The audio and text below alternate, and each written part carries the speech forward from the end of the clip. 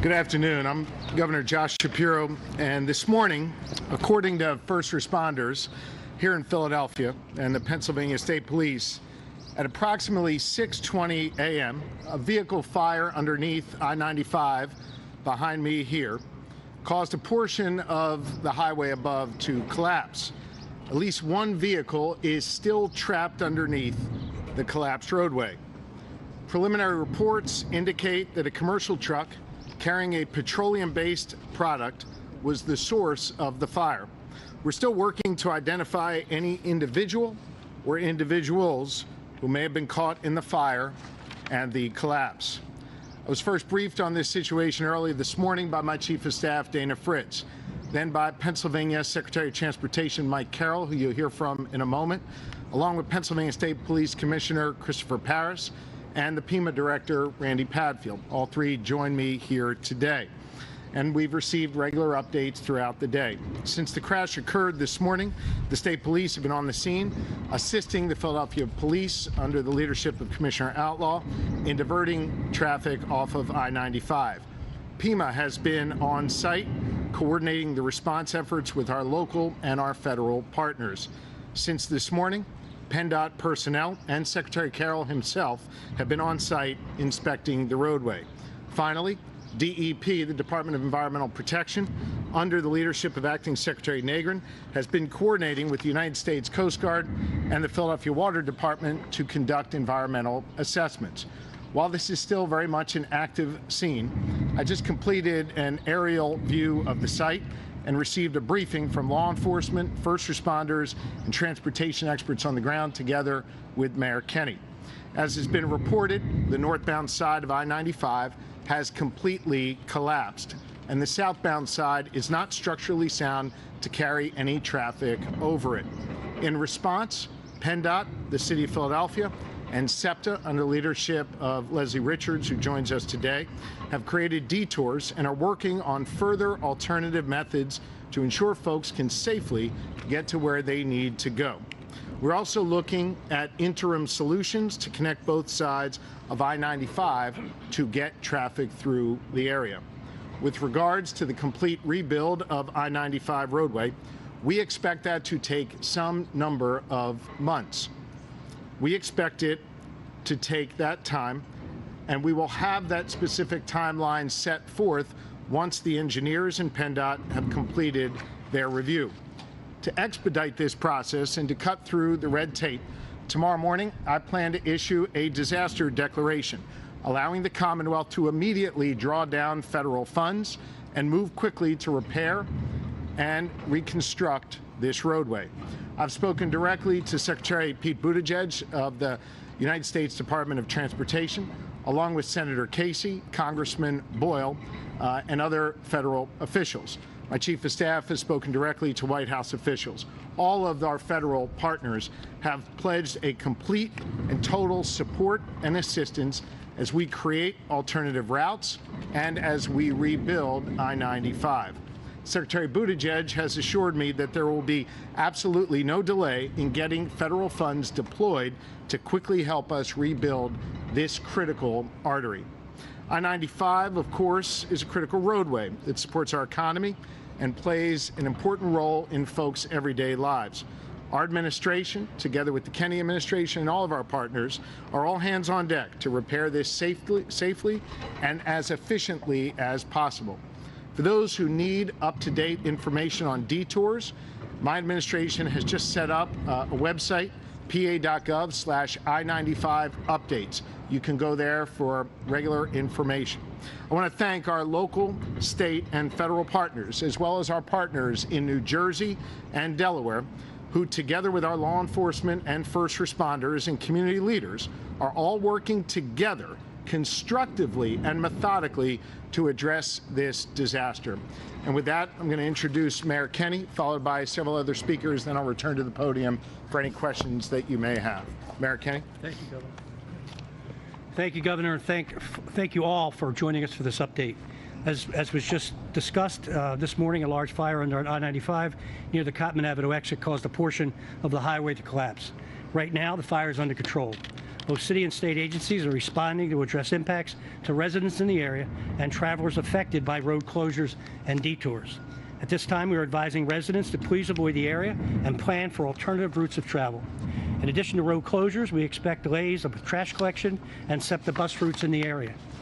We are not aware of any injuries or fatalities at this time, but we understand the situation remains fluid. I am grateful to our first responders for the dangerous, life-saving work that they do to keep residents and visitors safe. This is really where teamwork and quick thinking come into play, and I want to thank the Philadelphia Fire Department, the Philadelphia Police Department, the Office of Emergency Management, and other city, state, and local partners for your continued response to this incident, including Pennsylvania State Police and PEMA. And I also want to thank Governor Shapiro for being here with us for his support. Coordination between state and city agencies has been and will continue to be essential to our emergency response efforts. Additionally, repairing the damage caused by this incident in a timely manner will require a strong, coordinated effort between city, state, and federal agencies. And again, I want to thank, I had the opportunity this morning to speak with Secretary Buttigieg, who is closely monitoring the situation, and we appreciate the federal government's offer to support recovery and reconstruction. Also received calls from Senator Casey, Congressman Boyle on this issue. We will continue to provide updates to residents and visitors as they become available. I want to thank everyone for being here, and thanks for all their courageous efforts to respond to this. Now I'd like to call on Deputy Commissioner Thompson of the Philadelphia Fire Department for the Fire Department's update. Thank you, Mayor Kenney.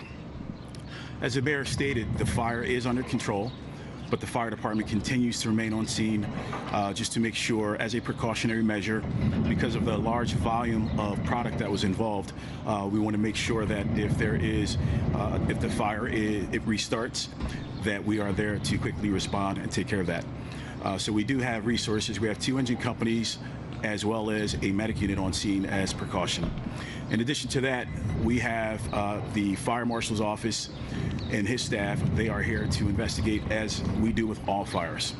And we will continue to be here until this situation is fully mitigated.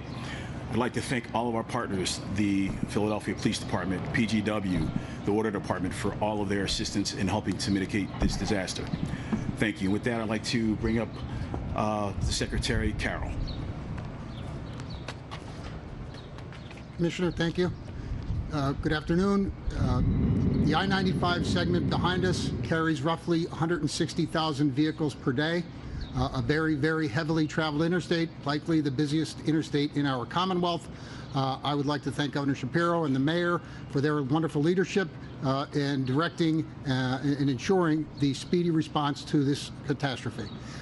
PennDOT and our partners were on scene immediately, engaged a contractor that was nearby, and had equipment on scene within hours of the accident.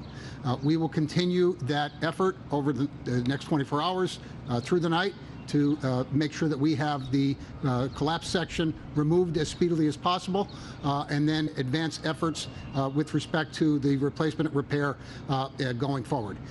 It is our goal to be as quick in our response and our remediation of the challenges as we can. As was mentioned, there's a website that will direct folks to information on detours, and I encourage folks to look at those opportunities and information. The challenges will be real when it comes to traffic movements in the city as a result of this incident, but working with our partners in the Philadelphia Police Department and others, I'm confident that we will get past this in a way that recognizes the challenges before us. So I will now turn it over to Leslie Richards from SEPTA for commentary related to transit movements in the city. Leslie. Thank you, Secretary Carroll. Thank you, everyone. This is an emergency that has created a tremendous challenge for our transportation network. We're evaluating all options to enhance service for those who are impacted. We're close to finalizing details of an immediate service plan for the next 24 to 48 hours. Then we'll continue to adjust with what we are seeing. Here's some adjustments that we have finalized for tomorrow morning. We're adding capacity on the Trenton, West Trenton, and Fox Chase lines. That means additional cars on scheduled trains. We're going to bus the Kinwood line so that we can repurpose equipment and personnel and get them over to the Trenton line. Thanks to our partners at the Philadelphia Parking Authority, there will be free parking at their 3 park and ride lots, at Fern Rock, at Fox Chase, and at Torresdale. There's also free parking at all SEPTA-owned regional rail lots, as well as at the Frankfurt Transportation Center for access to the Market Frankfurt line. For those who have not taken regional rail in a while, we also want to note that you can use a credit card to pay your fare on board, and your conductor will help you with that. SEPTA will utilize all resources it has available to help you get through this. We're working closely with the unions and their leadership that represent our frontline workers to bolster staffing. We know there's going to be needs that come up as the days go on, and we're working to have additional personnel ready to help us respond. I also want to note that on all of our services, we have capacity. We are still below pre-COVID ridership, and we hope people will consider all the options that we have available for them. We are all going to need some extra patience in the coming days. Please work with us as we work through this, especially tomorrow morning. We ask employers to be as flexible as they can with their workforces. It's going to take longer than normal to get to work tomorrow. Please continue to check our website, SEPTA.org, and our Twitter account, which will be updated on a regular basis. We're also opening up our customer service call center early tomorrow morning, and representatives will be available by phone starting at 6 a.m. You can call 215-580-7800, and we're here to help. Thank you so much, and thanks, Governor Shapiro, for being here. Thank you. I hope it's clear to everyone here that every agency, local, state, and federal, are working together to address this. I also want to thank several of our elected officials who are here with us from City Council as well as from the State Assembly.